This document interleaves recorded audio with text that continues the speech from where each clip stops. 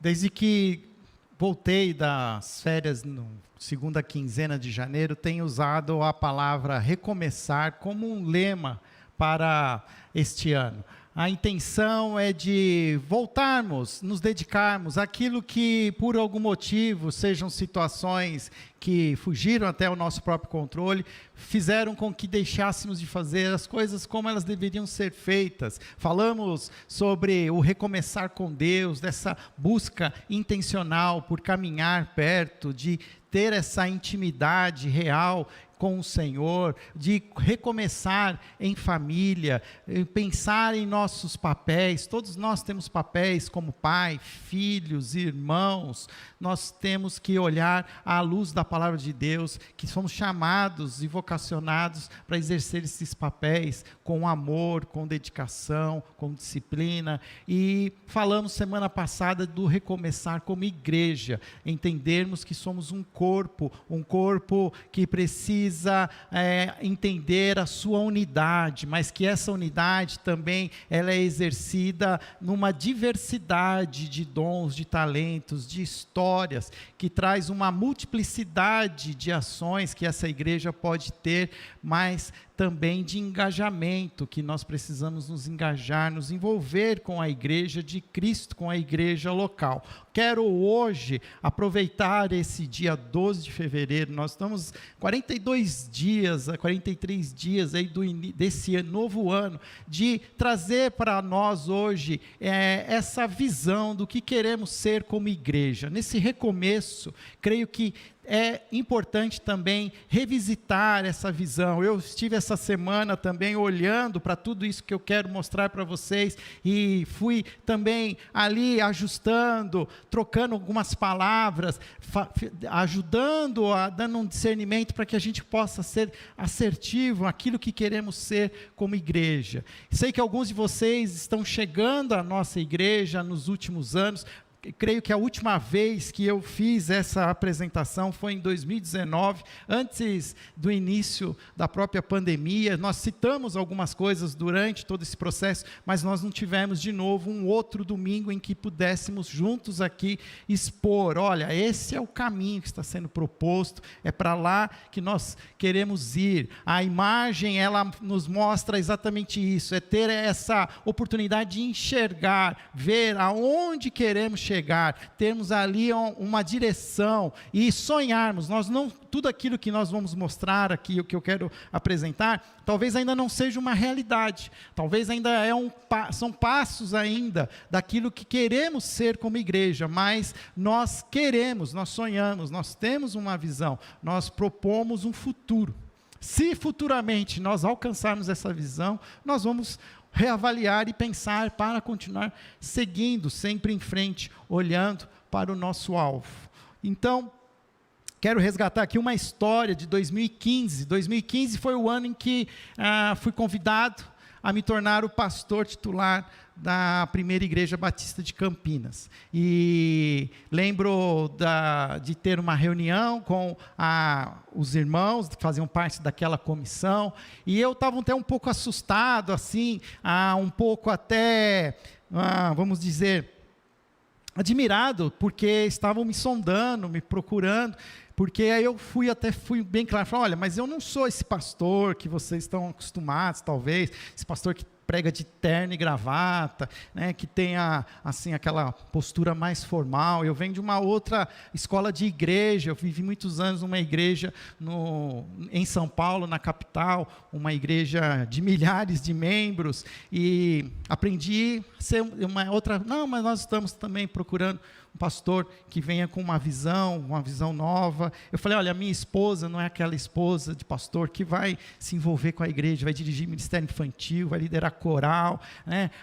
Na época a Daniela não tinha o seu trabalho como ela tem hoje, mas ela falou assim, a missão dela é cuidar da nossa família, ela vai se envolver com a igreja conforme ela se sentir à vontade.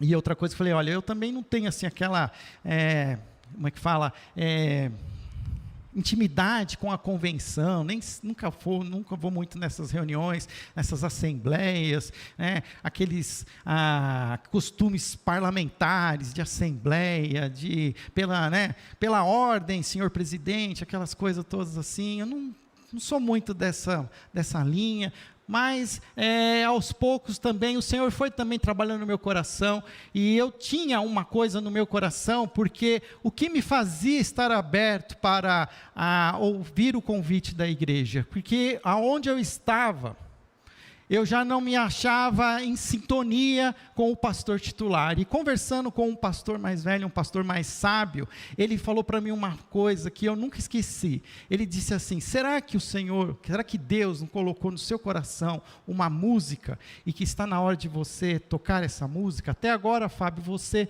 tocou a música de quem estava na frente, o maestro, e como alguém que toca a música de um maestro, você tem que estar alinhado, vocês têm que estar no mesmo compasso. Qualquer mudança ali no ritmo destoa. Eu acho que Deus está colocando uma música no seu coração, você precisa pensar nisso. E eu guardei aqui no meu coração, e quando depois sondado pela primeira igreja, comecei a pensar: será que é isso, Senhor? Será que o Senhor está me dando a oportunidade de tocar essa música? E eu tentando achar também essa música, eu não sou um músico, eu gosto muito de artes, me envolvo muito, mas a música não é das áreas da arte aquela que eu tenho mais a aptidão. Mas fui começando a sondar o meu coração e esperando aquilo que Deus estava falando. E ao longo do tempo, depois, cheguei então aqui em junho de 2015, e desde então eu tenho buscado entender essa música, e tentado apresentar essa música para a igreja, e sermos essa igreja que Deus deseja aqui neste local, na primeira igreja batista de Campinas. E um texto que para mim tem feito assim, tem sido um ponto de partida, é a maneira como Paulo termina o capítulo 13. O capítulo 13 é muito conhecido pelos seus primeiros versículos: ainda que eu fale a língua dos anjos e não tenho amor, disso nada seria, mas ele termina exatamente no 13º versículo, dizendo: assim permanecem agora esses três: a fé, a esperança e o amor. O maior deles, porém, é o amor.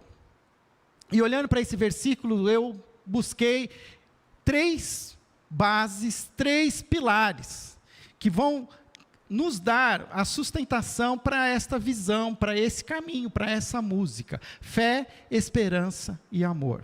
Fé, como a questão que envolve espiritualidade, que envolve aquilo que Jesus fala no seu evangelho, que nós precisamos ter fé, crer em Jesus, o Filho de Deus, o Salvador, aceitá-lo como o substituto pela nossa condenação à morte, e recebê-lo de todo o coração. Mas isso é só o primeiro passo, é o passo da fé, mas depois existe uma vida que precisa ser vivida. Nós não somos aqui tirados dessa realidade, e ao momento em que nós cremos em Cristo Jesus, nós não somos retirados da realidade em que vivemos. As coisas continuam acontecendo, os terremotos, as árvores continuam caindo, as chuvas continuam nos atingindo, e nós somos o tempo todo atingidos por diversas coisas que nós não queríamos que estivesse acontecendo. Por isso é necessário continuar caminhando com esperança,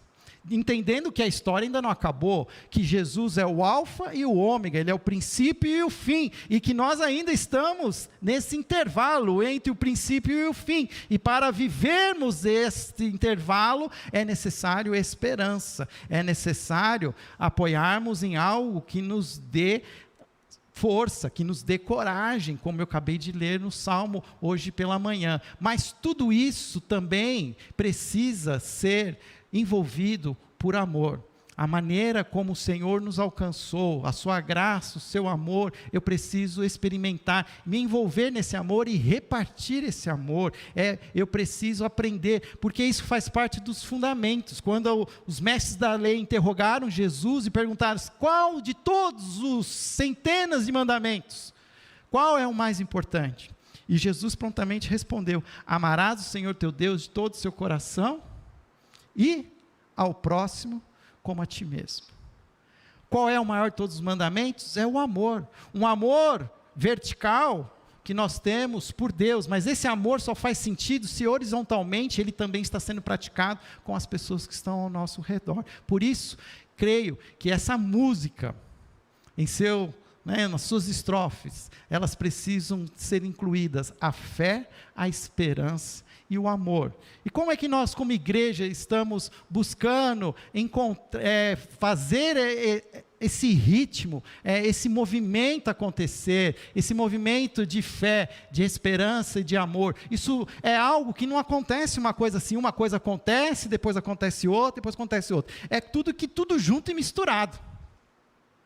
É como a Trindade.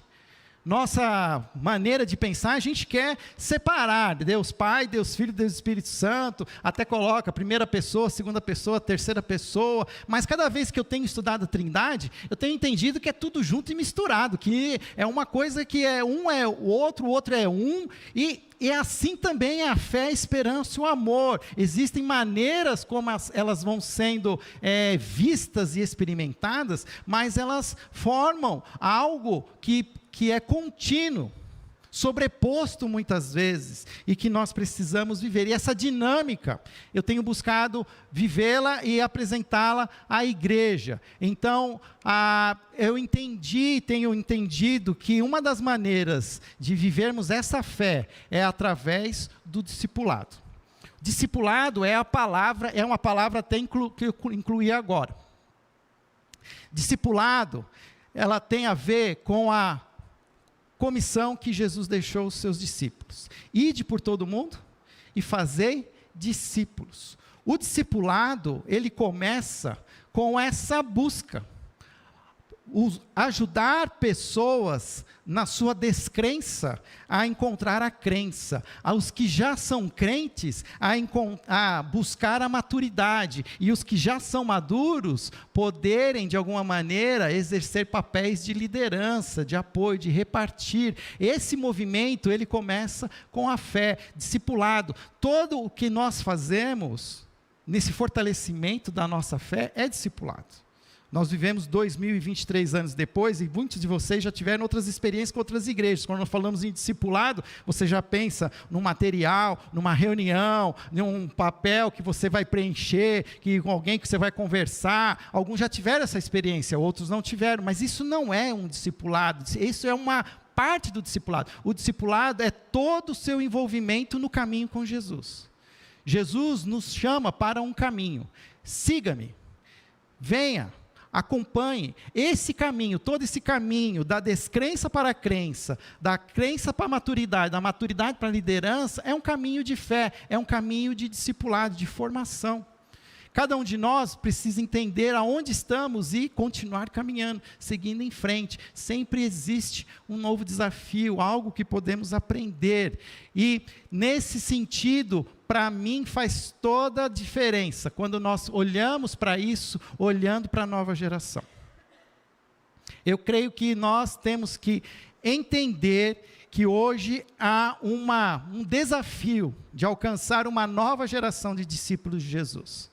Existe já no nosso contexto brasileiro uma nova geração de homens e mulheres que não entendem a fé em Cristo Jesus como essencial, que caminham, como alguns dizem, já com uma mente totalmente secularizada, que não entendem, nunca tiveram nenhum tipo de experiência espiritual com a fé cristã, com a cosmovisão judaico-cristã, e é essencial para a vida da igreja, e até mesmo assim a nossa própria vida como igreja local, investir na nova geração.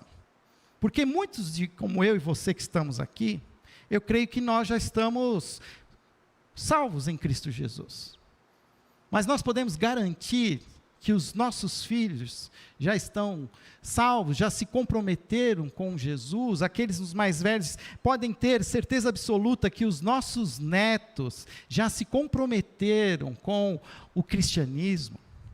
Hoje de manhã, nós tive a oportunidade de estar com a classe de novos membros, né, o último encontro da primeira conexão, e conversando com eles, eu falei, a nossa igreja é uma igreja com algumas características particulares, é uma igreja centenária. Nós temos aqui famílias que participam da nossa comunhão, da nossa congregação, são 4 gerações, o bisneto e o bisavô. Há pessoas aqui que têm maior número de anos de membresia do que eu de idade. Eu não havia nem nascido ainda e havia já algumas pessoas, hoje aqui nessa igreja, que já eram membros dessa comunidade. Isso me mostra que nós precisamos continuar investindo, como diria no futebolês, na categorias de base. Nós precisamos continuar ali buscando novos discípulos de Jesus, trabalhando para que essas crianças se tornem verdadeiros discípulos, adolescentes, jovens. E é uma realidade que cada jovem depois, quando começa a ganhar sua autoridade,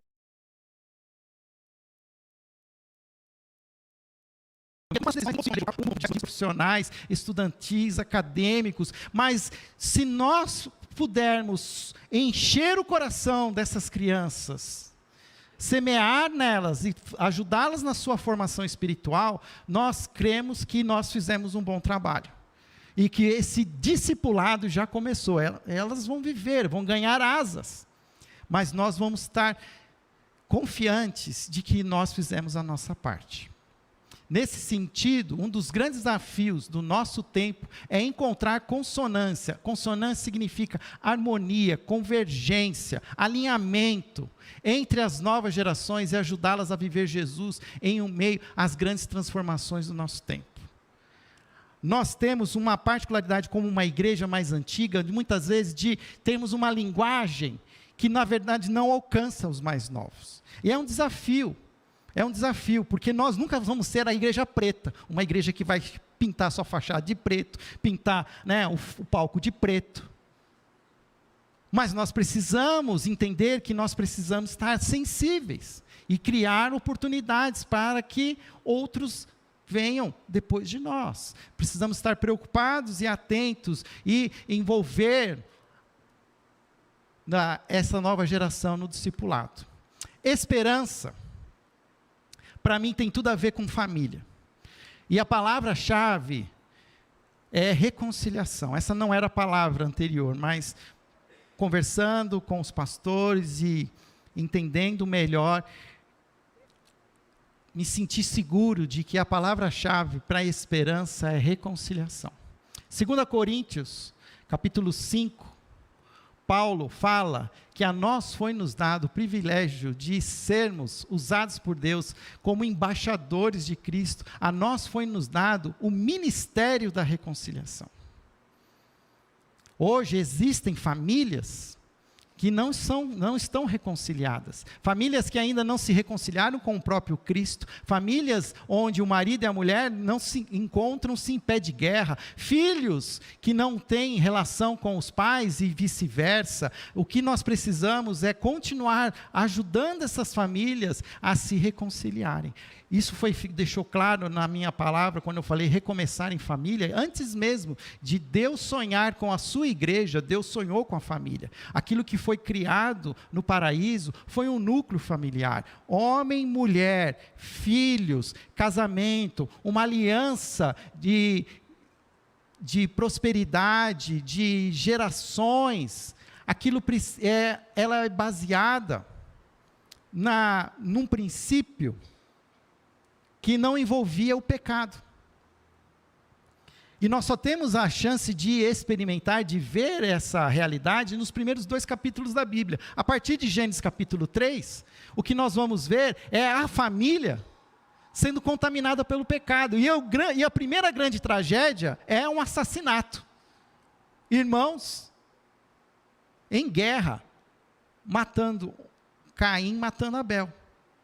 As famílias são profundamente machucadas pelo pecado. E nós, como igreja, precisamos estar sensíveis a essas famílias, estar disposto a caminhar com elas, ajudando-as nas suas próprias reconciliações. Reconciliações em seus casamentos, reconciliações entre pais e filhos, entre outras gerações. Jesus ama as famílias, por isso sua igreja precisa valorizar e cuidar delas. Como famílias de Deus, a nossa casa deve ser esse sinal de esperança para um mundo desesperado. Deixei claro, não existem famílias perfeitas, mas quando começamos a viver, buscando esse ministério da reconciliação e trazendo esse evangelho para as nossas casas, as pessoas que estão ao nosso redor experimentam, como se as nossas casas são essas pequenas embaixadas do reino de Deus. E é fato, você já deve ter visto pessoas que às vezes nós convidamos para as nossas casas, elas falam, a harmonia aqui, a paz, nossa, é tão bom vir aqui. Eu tenho alguns familiares que quando eles vão até a minha casa, eles falam, nossa, é tão gostoso ficar aqui. Não é porque a gente é legal, né? Não, porque nós cremos que nós estamos buscando viver a reconciliação que Deus deseja. No nosso lar há esperança, há amor. E as pessoas experimentam. Elas vêm, elas buscam. Nós precisamos lutar para esses embaixadas de esperança. Mas também nós não podemos deixar de esquecer a prática do amor. Amor é basicamente a nossa missão.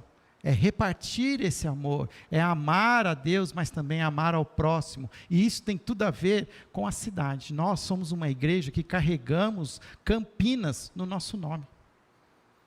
Você já parou para pensar que qualquer lugar que nós formos em Campinas, nós continuamos a ser a primeira igreja batista de Campinas, que nós podemos mudar lá para o Taquaral, podemos mudar para um outro bairro, não estou dizendo que a gente vai mudar, tá? Depois alguém vai falar assim, o pastor está falando que nós vamos mudar, não estou falando nada disso, mas nós carregamos em nós um nome de uma cidade, e nós temos o dever de amarmos essa cidade, de conhecer essa cidade.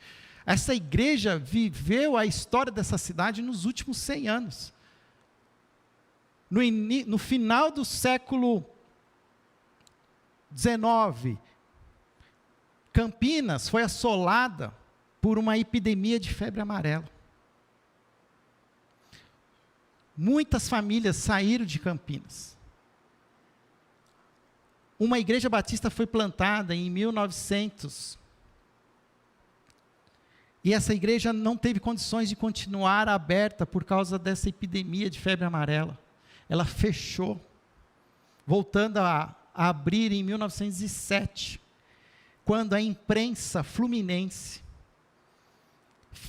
começou a pressionar o governo federal para que enviasse os sanitaristas cariocas, Oswaldo Cruz, Saturnino Brito, para virem a Campinas e ajudar a cidade com ações sanitárias efetivas no combate à febre amarela. Por isso, o Centro Cultural, existe uma praça chamada Imprensa Fluminense, uma homenagem a esses jornalistas cariocas que pressionaram o governo federal. Isso é parte da nossa história. Nós, igreja, hoje, precisamos estar atentos a essas necessidades, aquilo que está acontecendo, e se for o caso, sermos os profetas dessa cidade, protestar, interagir, olhar aquilo que não está acontecendo e, com a nossa força, com aquilo que nós podemos fazer, criar uma rede de apoio, de cuidado. O desafio da igreja em fazer missão é fazê-la como resposta à realidade das cidades, com a atitude missional. Missional é uma atitude que eu tenho, individual minha, de entender que eu sou chamado a compartilhar o evangelho. Todos nós temos de ter essa atitude missional, arraigada em Cristo, cuja ação e palavras tornem o evangelho conhecido. Porque nós podemos aqui ser um centro de pregação da fé e da esperança.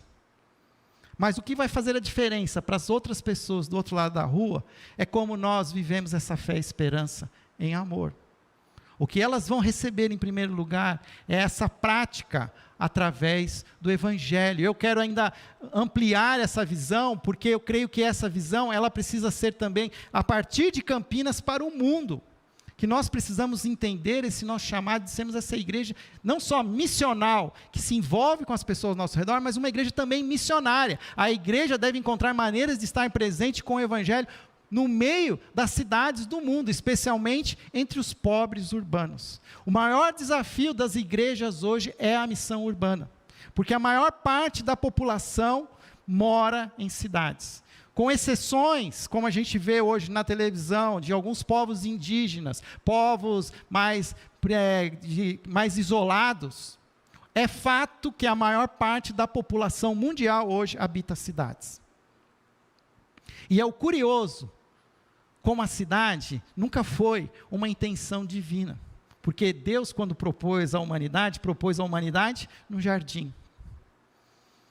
O homem, depois, na sua independência de Deus, mas ainda influenciado pelo pecado, ele promove um novo jardim, que ele chama de cidade.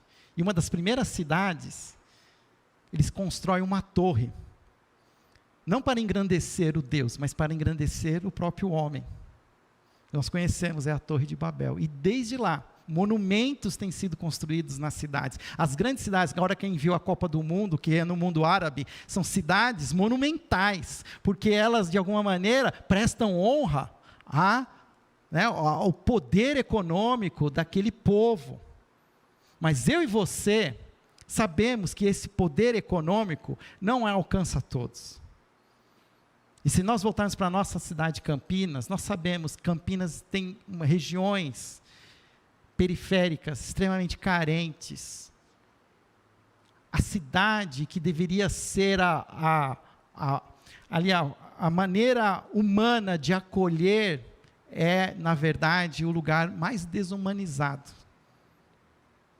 Poucos com muitos e muitos com poucos. Isso não acontece só aqui no Brasil, acontece em outros lugares. Vocês estão vendo lá a tragédia na Turquia. Quem está sofrendo, quem está chorando, são os pobres, são os oprimidos, são aqueles que estão fugindo da guerra. Esses são os que sofrem, porque aqueles que têm poder, dinheiro, eles já se resolveram, já nem estão lá. Eu tenho um irmão hoje morando em Lisboa. Sabe o que ele falou? Qual é a maior população de estrangeiros em Lisboa? Ucranianos. Os ucranianos ricos. Porque eles não estão sofrendo as consequências da guerra, porque eles têm poder econômico para sair. E o que acontece nas cidades é que existem os pobres, os oprimidos. E nós, a igreja, precisamos estar atentos. Por isso nós também temos um conselho missionário e uma política missionária. E nessa política missionária, nós temos uma intenção de promover e ajudar missionários que tenham a intenção de plantar igrejas urbanas, em locais onde o evangelho precisa ser pregado, vivido e repartido. Nós estamos num processo de realinhamento, temos 5 unidades missionárias, mas queremos que os nossos missionários se comprometam com a nossa visão, essa visão de plantação de igrejas. Porque nós cremos que as igrejas também se tornam essas pequenas embaixadas, que promovem, não só a ação social, mas promovem o amor que precisa acontecer na cidade. Dessa maneira, nós temos esse movimento, nós temos essa dinâmica entre fé, esperança e amor, discipulado, reconciliação, missão. Começa com o discipulado começa com crer em Senhor Jesus, creia no Senhor Jesus e será batizado. Há um processo então, onde você permite que esse evangelho reconcilie você com Deus, reconcilie você com a sua família, reconcilie você com a criação, com o próximo, a ponto de que você se torne apto a fazer parte daquilo que Ele deseja fazer ao redor, participar da sua missão. Há uma dinâmica, há um movimento entre fé, esperança e amor, e assim é o nosso desejo como igreja. Por isso, eu destaco a nossa declaração de visão. O que nós queremos ser como igreja? Uma igreja formada de discípulos de Jesus, de todas as gerações. Queremos alcançar a nova geração, mas nós não vamos esquecer os mais antigos, os veteranos, queremos que eles continuem promovendo esse discipulado, mas também promovendo a reconciliação espiritual das famílias e repartindo o amor com a cidade. Uma igreja formada de discípulos de Jesus, de todas as gerações, que promove a reconciliação espiritual das famílias e reparte o amor com a cidade. Fé, esperança e amor. Essa é a nossa música, essa é a nossa canção, essa é a nossa visão como igreja. E ela então se expressa através da nossa identidade visual. Quando você vê aquela triqueta, que ela é resgatada ali como um simbolismo da própria Trindade, onde existe ali 3 pontos que estabelecem um plano, trazem equilíbrio, e assim nós queremos ser essa igreja, apoiada nesses 3 pontos, fé, esperança e amor, nova geração, famílias e cidades. E então nós temos 3 núcleos, a nossa igreja então ela é formada por esses 3 grandes núcleos, o núcleo nova geração, o núcleo famílias, o núcleo cidade. E a gente pôs cores também nesses núcleos. Só rapidamente, laranja para a nova geração, porque nós temos desenvolvido a filosofia na nova geração, chamada Pense Laranja. Pense Laranja, o laranja ele é formado pela mistura do vermelho com o amarelo. O vermelho, como vocês estão vendo, é a família, porque é sobre a família que é derramado o sangue de Jesus, desde o Antigo Testamento. As famílias foram salvas no Egito através do sangue do Cordeiro. Então as famílias elas têm essa identidade vermelha, mas quando elas se juntam ao amarelo, que é a igreja, que é a luz, Jesus diz, vocês são a luz.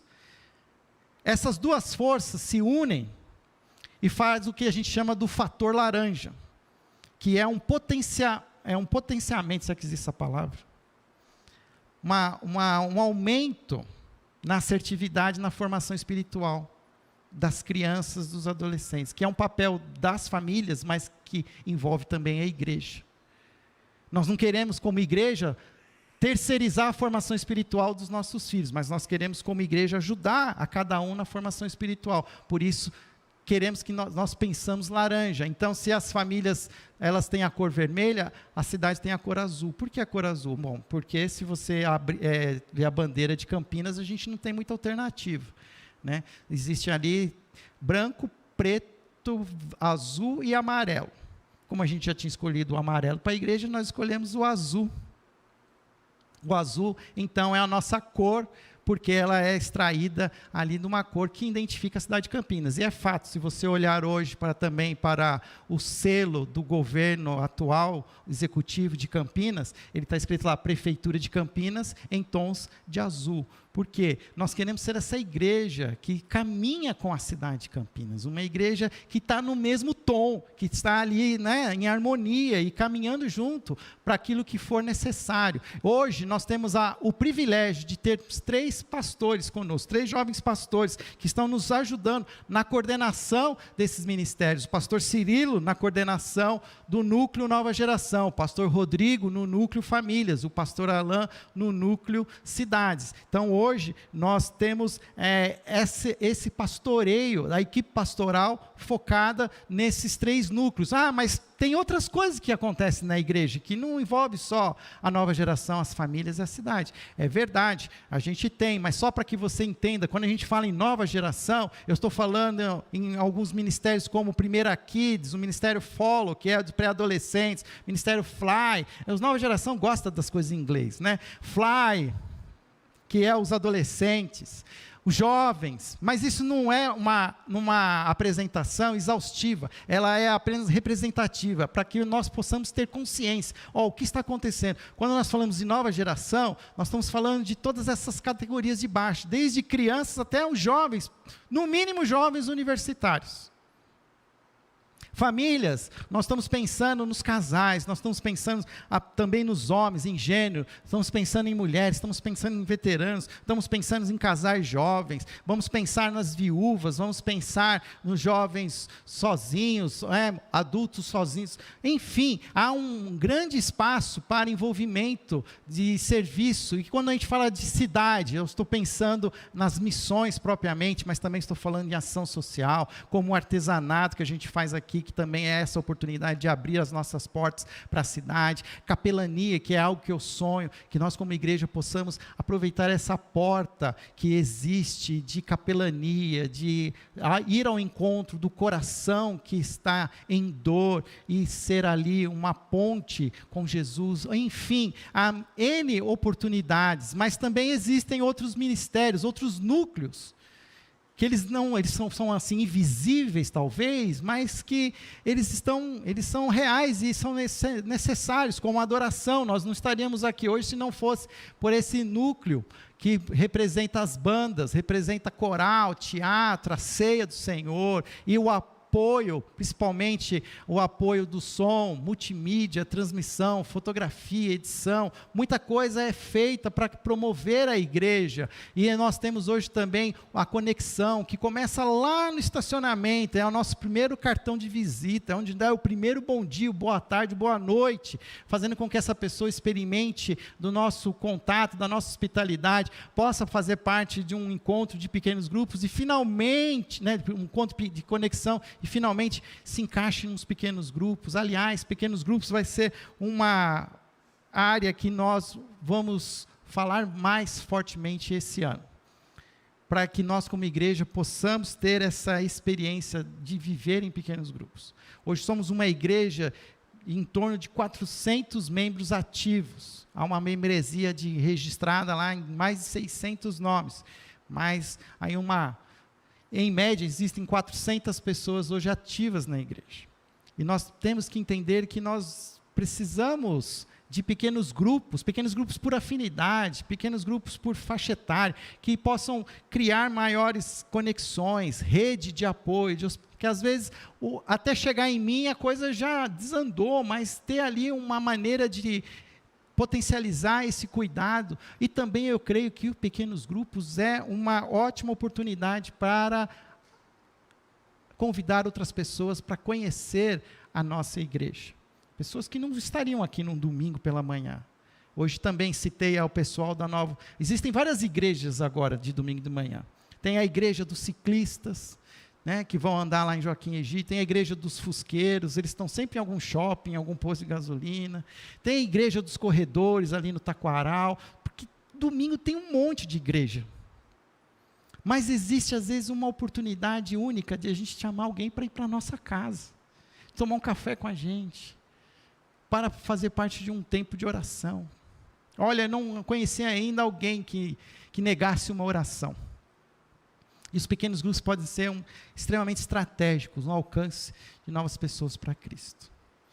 Na prática, isso está envolvendo o quê? Está envolvendo atividades aos domingos, atividades durante a semana e atividades aos sábados. Como é que nós estamos promovendo essa visão? Nós queremos promover a visão aos domingos a partir de 3 cultos. Às 9 horas da manhã, eu estou chamando de hinos e Bíblia.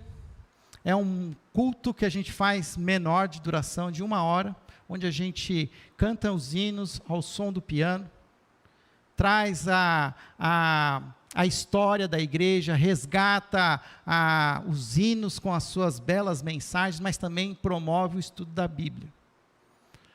Às 10h30 da manhã é aquilo que você já conhece, você está aqui, você já é alguém participante desse horário. Serão os nossos cultos, onde nós focaremos principalmente nas séries de mensagens. Eu gosto de pregar em série, gosto de trazer um tema e subdividi-lo, e fazer isso ao longo de 1 mês, no máximo 2 meses. Nós vamos continuar tendo essa dinâmica.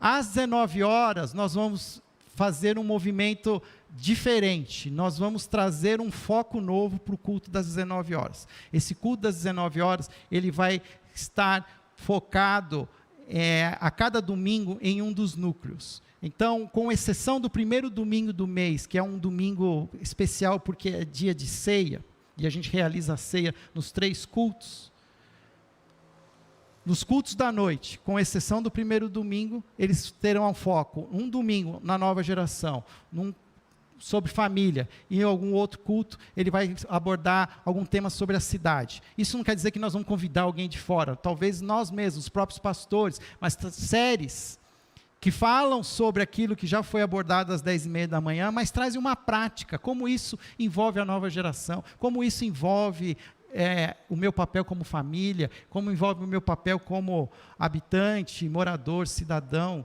de Campinas e região metropolitana. Então, nós vamos fazer esse movimento. Isso vai começar a partir de março. Então, o próximo final de semana ainda é um final de semana de feriado. Alguns de vocês estarão ausentes. Nós teremos ainda um último domingo, se eu não me engano. Mas a partir do primeiro domingo de março, nós vamos começar essa nova estrutura com os cultos. E aí durante a semana, sempre me perguntam, principalmente quem está chegando, pastor, que dia tem culto na sua igreja durante a semana? Aí é o que eu vou dizer e eu estou falando aqui. Durante a semana nós temos culto nos lares. Hoje são 7 cultos nos lares, são 7 pequenos grupos. Sonho, até o final do ano, ter pelo menos 14. Mas a ideia é que durante a semana, a gente tenha esse movimento em casas. Sabemos que a dinâmica de uma grande cidade também traz a logística é diferente. Quando eu cheguei aqui há 8 anos atrás, ainda dava para começar alguma coisa às 7h30 da noite. Hoje não dá para começar nada aqui na igreja antes das 8. Até você sair daquilo que você está fazendo, né, tomar um bom banho, por favor, e voltar, já passou até das 20 horas.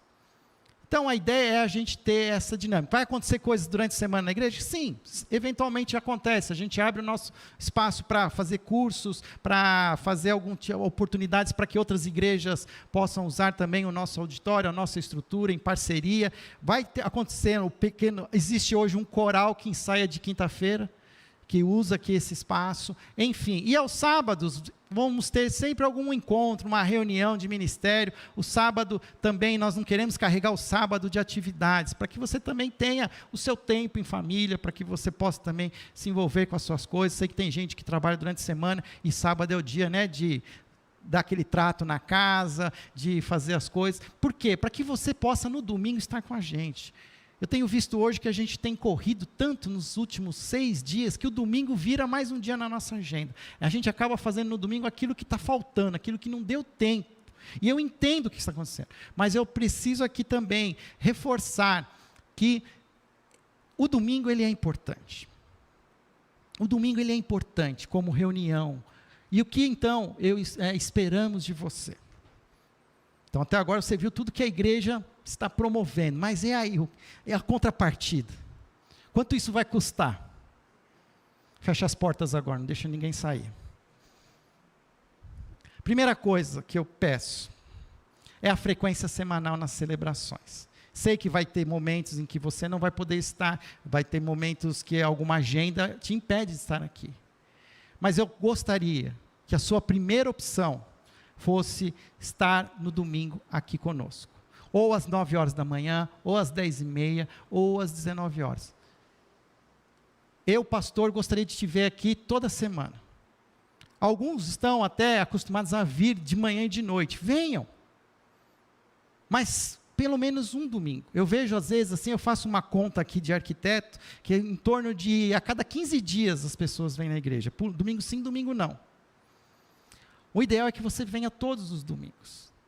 Que você escolha aquele horário que mais se adapta à sua rotina.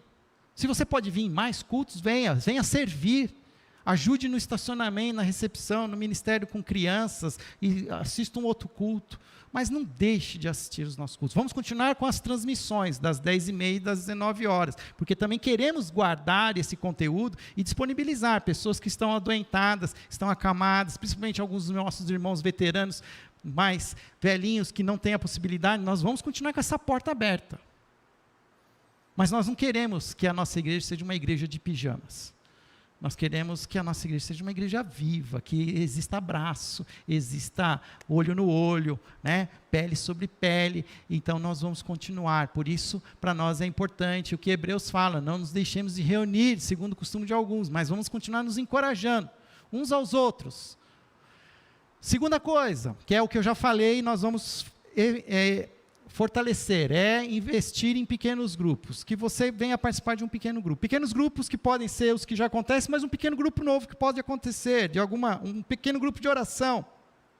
Mulheres que querem se reunir para orar na igreja, vamos fazer. Homens que se juntam para alguma coisa, mas eles vão ter um pequeno grupo, nós vamos ajudar a fazer. Nós queremos que vocês se envolvam, conheçam outras pessoas, caminhem com outras, conheçam outras histórias, sirva em um ministério da igreja.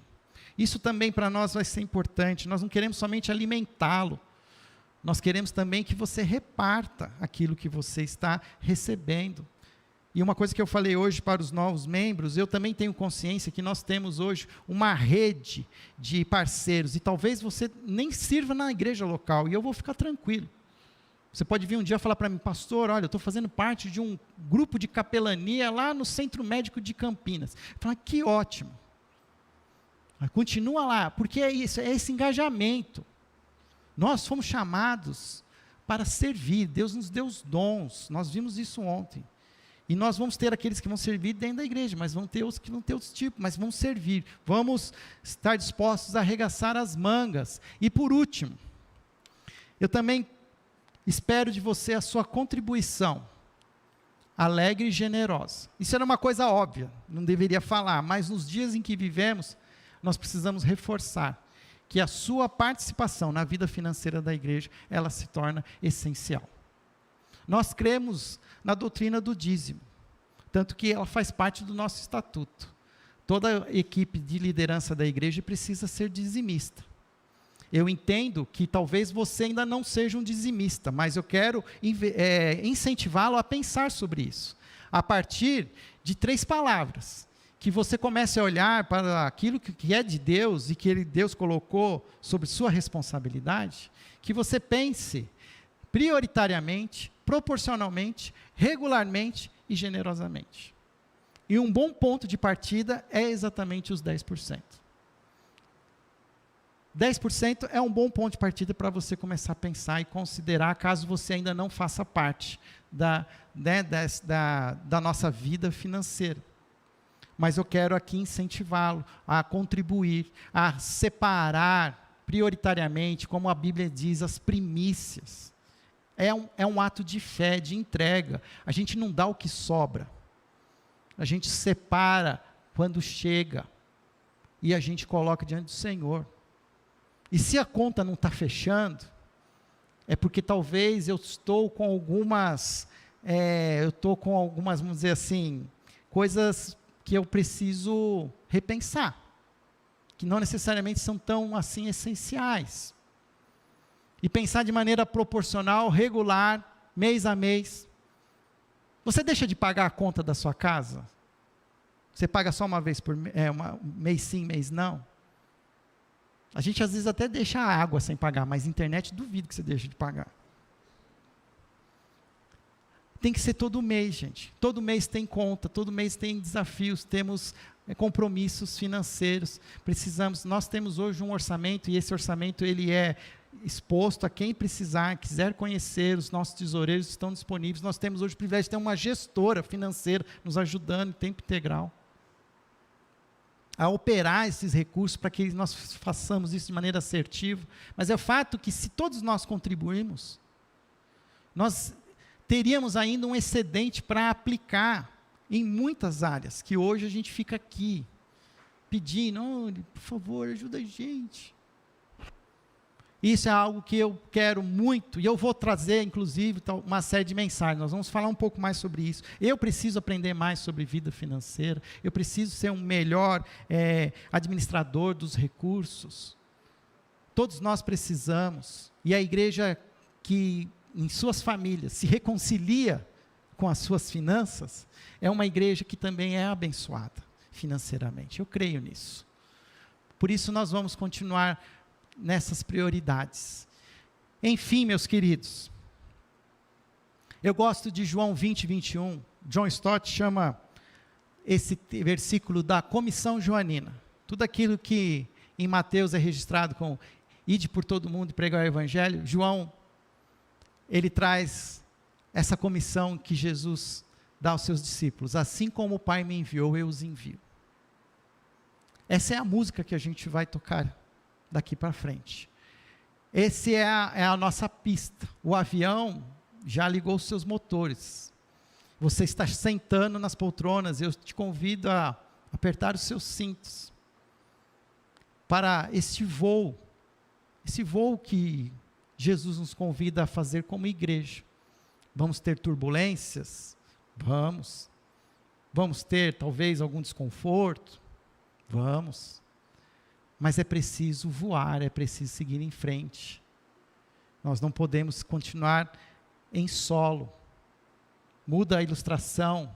Jesus chamou os seus discípulos para sair, né, das margens e ir para águas mais profundas. Então nós vamos para águas mais profundas.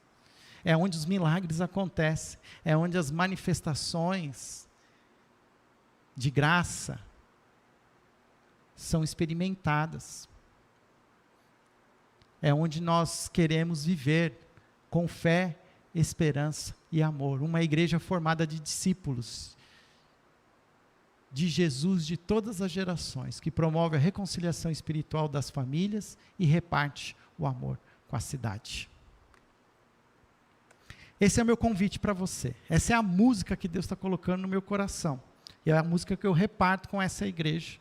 Tenho repartido ela nos últimos 7 anos e meio e quero continuar repartindo. E tenho sonhado com isso.